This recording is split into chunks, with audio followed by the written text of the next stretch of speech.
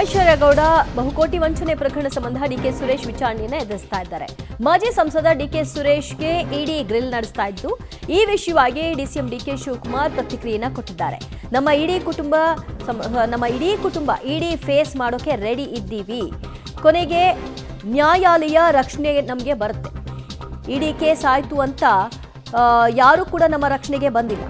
ಅದನ್ನ ಯಾಕೆ ನೀವು ದೊಡ್ಡದಾಗಿ ಬಿಂಬಿಸ್ತಾ ಇದ್ದೀರಿ ಅಂತ ಡಿಕೆ ಶಿವಕುಮಾರ್ ಅವರು ಗರಂ ಆಗಿದ್ದಾರೆ. ಇಡೀ ವಿಚಾರಣೆ ಕರೆದಿದೆ, ರಿಸೀವ್ ಮಾಡ್ಕೋ ನೋಟಿಸ್ನ ಅಂತ ಹೇಳಿದ್ದೆ ಅಂತ ಹೇಳಿದವರು ಈಗ ಯಾಕೆ ಸಿಡಿಮಿಡಿಗೊಂಡಿದ್ದಾರೆ? ನಮ್ಮ ಕುಟುಂಬ ಯಾವತ್ತೂ ಕೂಡ ಇಡಿನ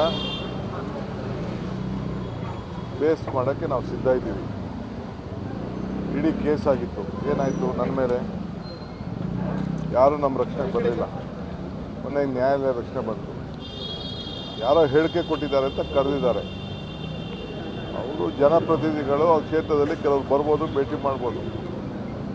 ಯಾವ್ದು ಏನು ಬೇಕಾದ್ರೂ ಅವ್ರು ಹೋಗಿ ಸಹಕಾರ ಕೊಡೋಕ್ಕೆ, ಏನೇನು ತನಿಖೆಯಲ್ಲಿ ಉತ್ತರ ಕೇಳ್ತಾರೋ ಎಲ್ಲ ಕೊಡಲಿಕ್ಕೆ ಅವರು ತಯಾರಿದ್ದಾರೆ. ನಾವು ನಮ್ಮ ಕುಟುಂಬ ಯಾವತ್ತೂ ಕೂಡ ಇಡಿನ ಫೇಸ್ ಮಾಡೋಕ್ಕೆ ನಾವು ಸಿದ್ಧ ಇದ್ದೀವಿ. ಇಡೀ ಕೇಸ್ ಆಗಿತ್ತು, ಏನಾಯಿತು? ನನ್ನ ಮೇಲೆ ಯಾರೂ ನಮ್ಮ ರಕ್ಷಣೆಗೆ ಬರಲಿಲ್ಲ. ಮೊನ್ನೆ ನ್ಯಾಯಾಲಯ ರಕ್ಷಣೆ ಬಂತು.